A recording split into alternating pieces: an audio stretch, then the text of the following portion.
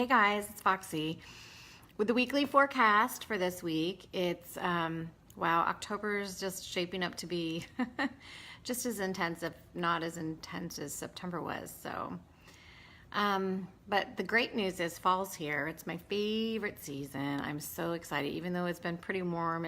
We haven't really had the cool nights yet. I'm loving the apples and the trees are changing. I went up to northern Indiana this weekend to see my mom, who's been very sick. She's in the final stages of cancer, and that's been very hard for me. And so I'm trying to be as consistent as I can be.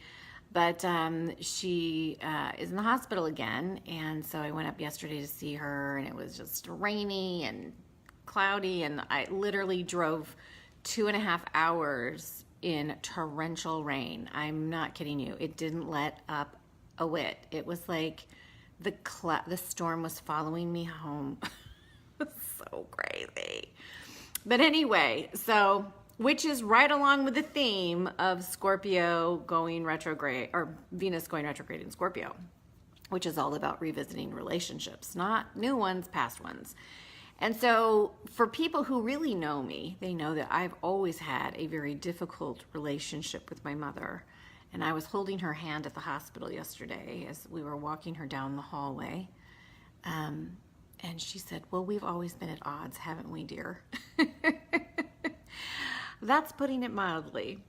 But I am her POA. I'm the executor of her estate, and I'm trying to help manage all of her care. She doesn't want to live with me or my brother. She wants to live on her own. She doesn't want to go to a nursing home. I mean, there's all these things into play, and she's got to a point where she can't be at home anymore. So all of this Venus retrograde in Scorpio, I was worried, oh gosh, how's this going to affect my marriage? How's this going to affect my relationship with my friends? And I was thinking, how are they? And no, this is all about my mom. It's all about my relationship with my mother. So even though Venus is about love and money, and Scorpio is about deep emotional, psychological stuff, just know that these relationship issues won't necessarily be relationship issues with somebody that you have a romantic relationship with, but somebody that you do have some sort of a love connection to. And even though my mom and I do have a very difficult time, I still love her because she's still my mom. And I want her to be safe, and I want her passing to be peaceful. She's not a peaceful person. And when I lived with her as a kid and a teenager, I was not a peaceful person because she's a drama queen. So it's really challenging for me to hold my space and try to bring peace to the situation and do what's right so she can be safe and be taken care of. So I just don't want her to have pain, and I don't want her to suffer. And she doesn't always make the best choices. She's never made good choices. I've always made better choices than her. I was a better parent to my brother than she ever was, because she was always doing something stupid. But anyway, I love her in spite of it all. But anyway, today, Venus in Scorpio is going to square Mars in Aquarius. And this has already happened. But this is going to be a really strong square to Mars as it moves. Mars is moving that way. Venus is moving this way. You know, it's going backwards into Libra right now because it's retrograde. So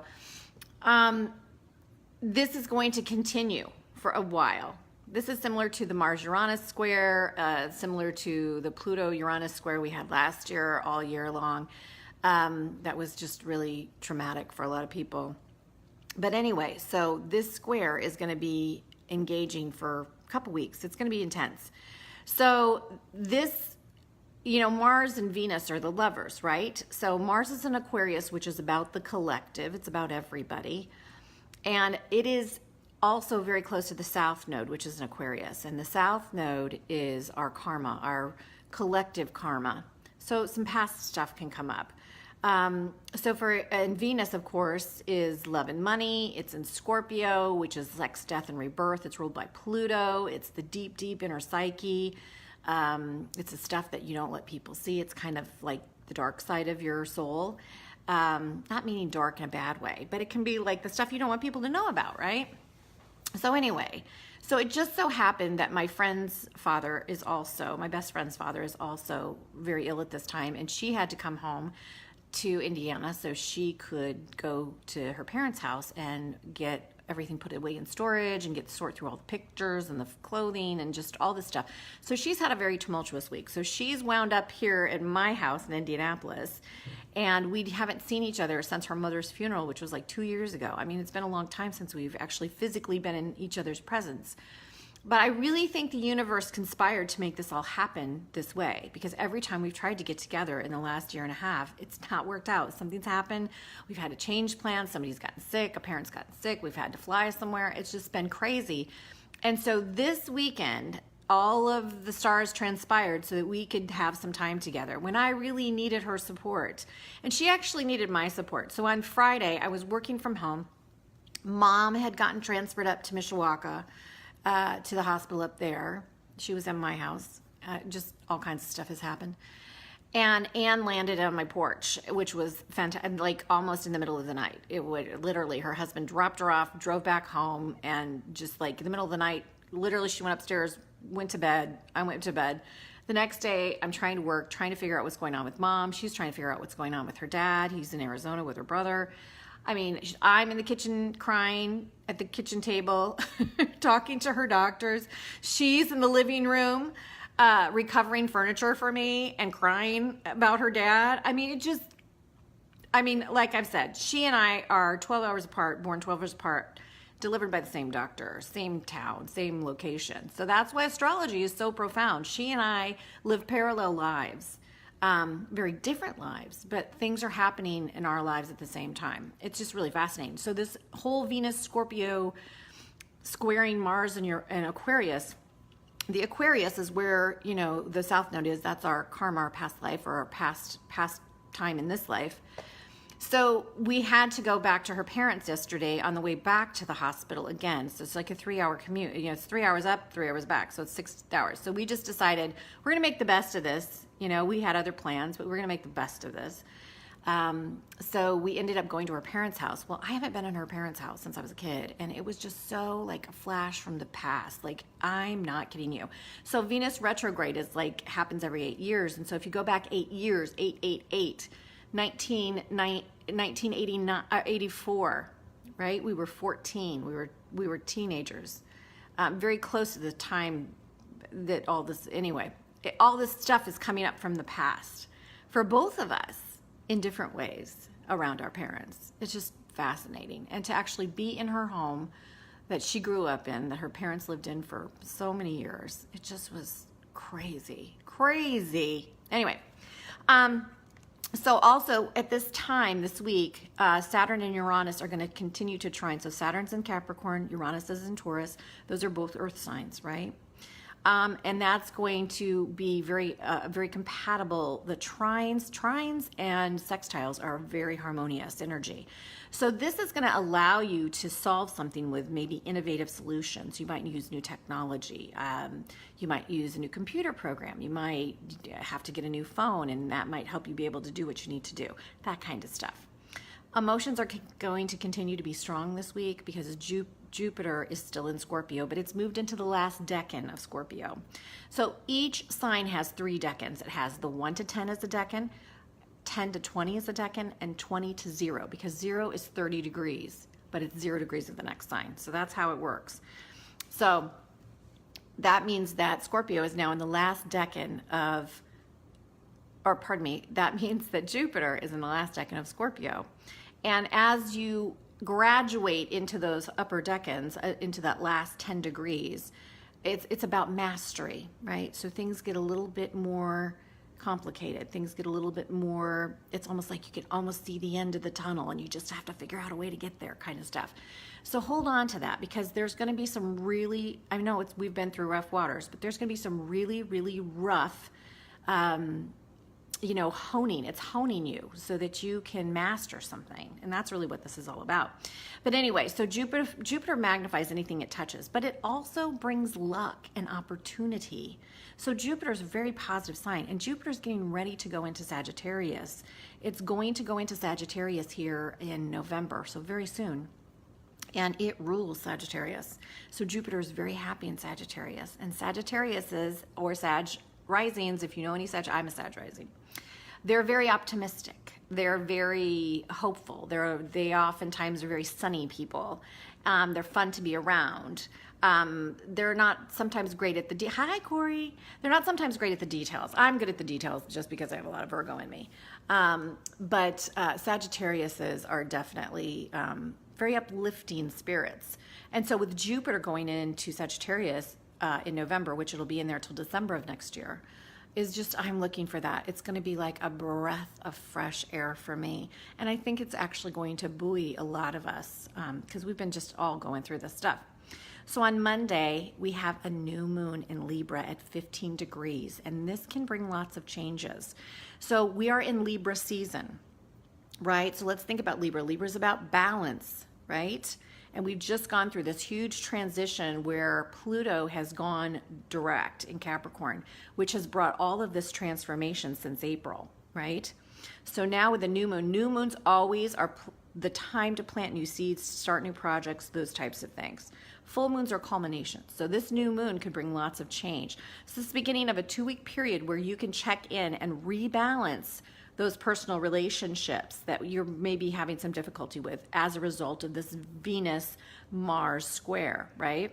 So all of this stuff is being brought up for a reason because, and we'll talk about this, but as we've gone through transformation, we have changed. We have changed emotionally, psychologically, spiritually in the last several months. And so this new moon is the first moon since Pluto has been direct. So it's an important new moon, okay? So if you have any contracts to sign in the next 2 weeks, this is the time to sign them. Make sure you read it and, cross the T's and dot the I's.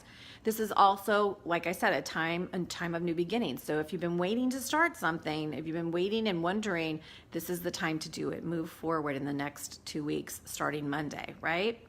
Also, if you have any intentions that you want to set for the new year coming or for the remainder of the year or for the next few weeks, this is the time when you write those down, you get those in your mind, you visualize those things. If you do vision boards, create a vision board, how you want things to go, because this is the time to do it, okay?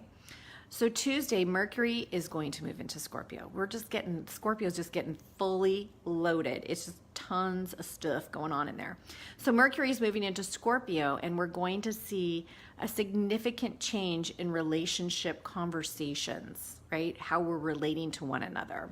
And this will also affect what my friend and I call ESPN, which is really like our ESP, like our intuitive abilities. Like she and I are so funny when we're together because we don't talk like normal people. It's like we kind of talk in each other's heads, and then I finish her sentence and she starts my sentence, and just because we are so like in tune with one another. And this can happen with people that are in your life significantly, like your children or your husband or your boyfriend or your girlfriend.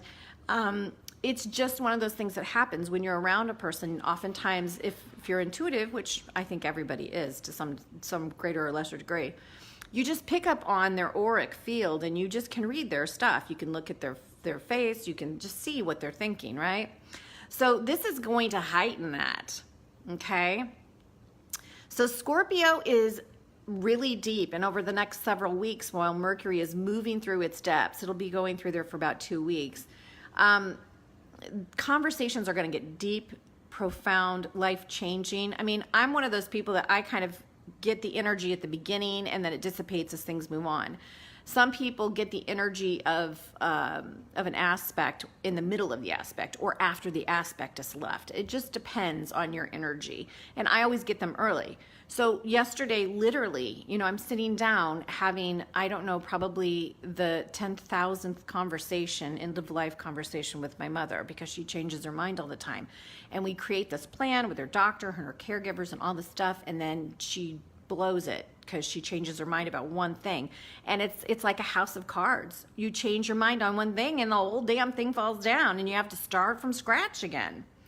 And it's about learning patience for me and understanding that as a person, my mother's very scared right now, and she keeps second guessing her decisions. And so she keeps changing her mind. But when she changes her mind, it impacts the doctors, the hospital, my brother, me, our schedules, our bank accounts. I mean, it just turns everything up topsy-turvy just because she changes her mind. It's so crazy. It's so crazy. And at the same time, you want to try to accommodate her as much as possible, because, you know, this is her last song, you know. So you want to make it right, but it's such a challenge. It's such a challenge, and she's having a lot of confusion as a result of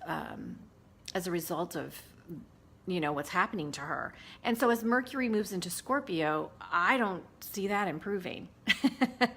So that is going to be a huge training and lesson for me in life, to try to find a way to communicate better with her. It's going to be challenging. So Scorpio is very intense, and you don't want to get too passionate, because sometimes if you get too passionate, it can turn over into something else. So I have a very short temper. I always have had a very short temper. I have quite a bit of stuff in Aries, which is fire, fire, fire, and a lot of stuff in Sag, which is fire, fire, fire. And if you have a lot of fire in your chart, you have a tendency to go hot or go home. So I am quick to anger. So that's something I really have to be really careful about right now, because it's just like I'm a planner, and I can't plan on anything. I just have to be flexible, and that's a big change for me. So on Wednesday, Venus in Scorpio is still squaring Mars in Aquarius. So it's going to continue to charge those relationship issues. And it can also create a lot of passion in your relationship. Passion that could blow up, but then there could be some great makeup sex involved. So, you know, it's also a time where you have to really be, this whole week, on your game. Manipulation. If you have somebody in your life who is a manipulator, their manipulation is going to be heightened this week. They're going to make you every promise in the world. They're going to say, oh, I'm going to change. I'm going to do this better. And I've changed. I've made a decision. They're going to be on a manipulation high. So if you have narcissists in your family, this is just like, you know, really, really know your boundaries. Really know your boundaries this week, because that passion and that love of Venus in Scorpio can ignite your sexual desires. And if this person is a sexual partner, they will be able to manipulate you more readily this week. You also, if you have a tendency to be the manipulator, you will be more manipulative this week. So just be mindful. Just be mindful. Okay, Thursday, Mercury in Scorpio is squaring the North Node in Leo. So Mercury is now in Scorpio, right? Mercury's communication. Scorpio is deep psychology, sex, death, and rebirth. It's going to square the North Node in Leo. The North Node is our collective dharma, our forward movement in this life, right? What we're here to do in this life. But this is for the collective. Your North Node is probably somewhere else in your chart. So if you want to know where your North Node is, you don't know about that, message me, and we can figure that out for you if you need your chart read. Okay, so Leo is the ruler of the 5th house, which is romance, play, and children, right? It's a great house. It's a fun house. And it adds some levity to this very deep and passionate time. So it's good. But the North Node in Leo is all about living from the heart. It's all about unconditional love. And so a lot of times when you have people that manipulate you and have hurt you in your life, loving them unconditionally is a huge challenge. And it's an incredible life lesson. And it's incredibly challenging to do it with boundaries. So we're all being really honed this week. This is going to be like a big week. So on top of that, on Thursday, we have the North Node in Leo is coming down to oppose Uranus and Taurus at 1 degree. That creates what's called a T-square. And basically a T-square is like a triangle. I think it's not an I think it's an isosceles triangle, but it's half of a square. So if you divided the square down and you had jink, jink, and divide the square down, it's a T-square. T-squares are challenges. Thoth. So have you guys met? Come here, Thoth. Come here. Let's get Thoth. Come here, Thoth. Mom's gonna hold you. I have a new puppy. This is Thoth. He says, hi, Mom. I've got my bark collar on. So Anne's upstairs, and he just heard her get out of the shower, my best friend. So Thoth is gonna sit on Mommy's lap. We got a new puppy. On top of everything else, we got a new puppy this week because I'm an overachiever, and I love, I love to do things. You know, I'm Sagittarius, go big, go home. So I went big this week, big, big, big. So it's been a big week for us, but I have to say, Thoth has it, like, here's little Thoth. Say hi, I'm Thoth. So Thoth has been an absolute bright spot in a very dark week for me. He's just been lovely. He's so snuggly. Yeah, right, Carly? He is, but honestly, Carly, hey, no barking. He's got his bark collar on, so it might beep. It beeps and then it vibrates. It doesn't shock him. Hey, calm down. It's just us. Look, we're on TV. Anyway, he's gonna bark. Shh, shh. Anyway, so he's just been a bright spot, honestly. He's really good. He's a little barky, but other than that, he's just a freaking little snuggle butt. I just love him to pieces. Hey, settle down. So anyway, let's talk about this. Okay, so this T-square is about creating a challenge for us so we can hone our skills. We will learn a talent or a skill from this. We will learn a talent or a skill from this. So it's all good. And this is going to impact mainly the 2nd, 5th, and 8th houses. So these are the houses. So the 2nd house is ruled by Taurus. That's where Uranus is. And that is possessions and earning. It's money. And then the 5th house is fun and romance. That's ruled by Leo, right? And then the last one is the 8th house, which is Scorpio, and that's sex, death, and rebirth. And that's ruled by Pluto, okay? So those are the houses that are going to be addressed this week. Now, these planets may be in different signs for you. So you're going to want to figure out where those are sitting in your chart. So you want to know where the North Node is in your chart. You want to know where Uranus is in your chart. And you want to know where Mercury is in your chart. And those houses, you can blend that energy with the houses of 2nd, 5th, and 8th house, those energies, and kind of figure out how this is going to impact you. And I've talked about this before, but when you're doing an astrological chart, it's kind of like making a pie. You kind of add this and add that and blend it together to make it taste good. So if you make a berry pie, you almost always put lemon juice in it because you need the tang of the lemon to bring out the sweetness of the fruit, right? But if you don't, it just isn't as good a pie. So when you're doing astrology, you kind of have to mix all of the flavors together to figure out what you're getting, right? Okay, so we're going to talk about Friday. So Friday. So we still have that Sun in Libra squaring Pluto and Capricorn. So this could be power struggles with authority figures, especially at work. Fun. And, you know, Pluto is moving direct now. And there's been a lot of transformation that's happened for all of us over this summer. And we are not the same person anymore. We have changed. We have transformed. So really what you want to do is take a look at where Pluto is in your chart. You want to see what aspects you have to Pluto. And then you want to see what house that Pluto is in for you. And what house Capricorn is in for you. Because in the main chart that affects all of us, Pluto is in Capricorn. Capricorn is the 10th house of career and social profile. So it should probably, you should be having some challenges to your career or some impacts to your career. Either things are changing for you at work, you're creating a new business, maybe you've got an idea for something you want to build. This is a good week to start that because of the new moon in Libra on Monday. The other thing is, I'll give you an example. So for example, my Pluto is in my 10th house, but my 10th house is in Virgo, right? And so that is, he just moaned. Did you hear Thoth moan? He wants to get down and play with his brother. So anyway, so that's in my 10th house, which is Virgo, and Virgo is very practical and hardworking. So I'm a very hard worker because that's my 10th house of my career. But it's conjunct my midheaven, which is typically your career. But it opposes my Chiron, which is in Aries. So my life lesson, which is what Chiron is about, my life lesson has something to do with my work in the world, right? And so this year I've started a new business. I work all day. I come home and I work until I fall asleep, and then I get up and do it again every day. I work every day of the week now. I rarely have any downtime. So it's been a very intense time for me. I'm a hard worker. I'm gonna put thought down.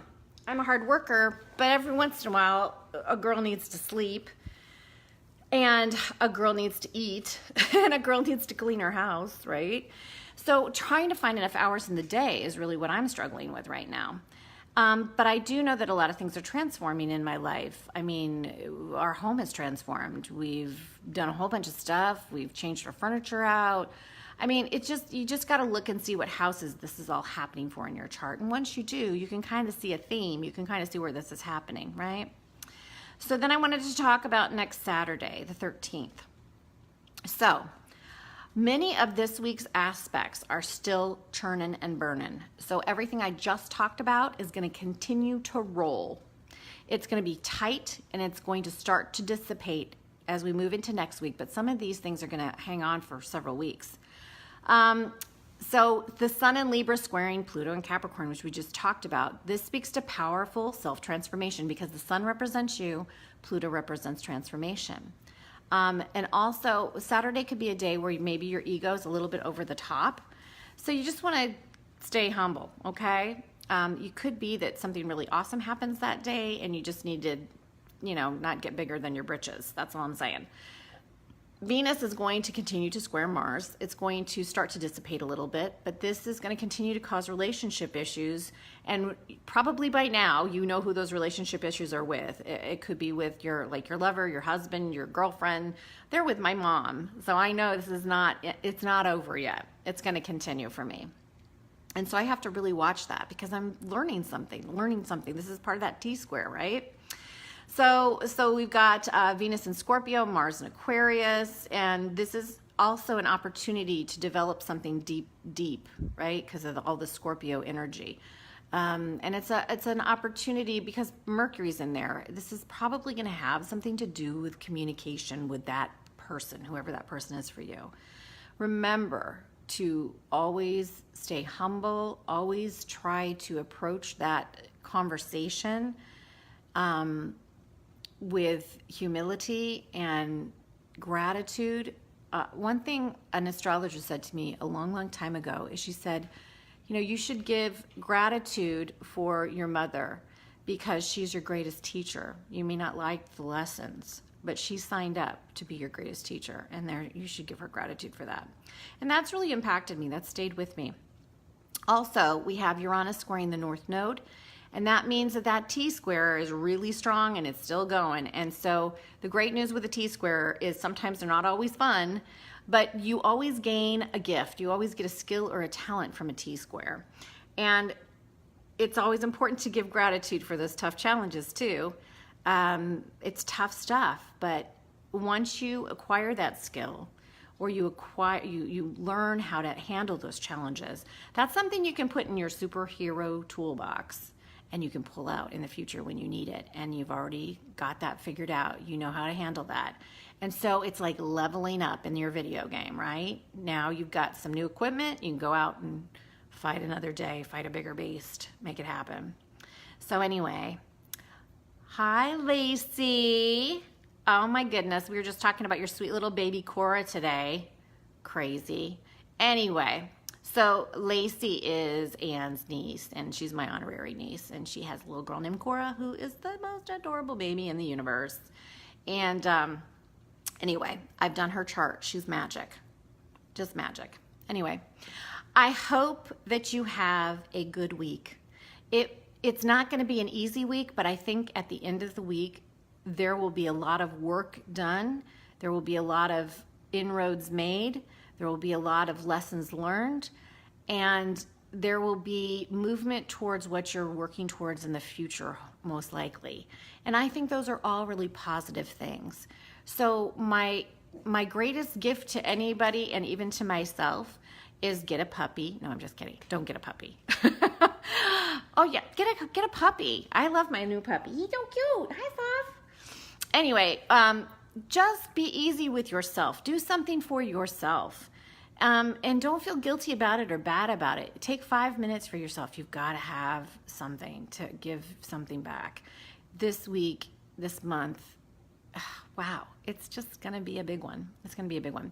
So go to the pumpkin patch, get your apples, make caramel apples, do something fun. When the North Node's in Leo, it's time for some fun and doing something that's childish and fun, right? So that will help bring some levity to all of this heaviness that we're experiencing, and it'll help you be able to continue to move forward.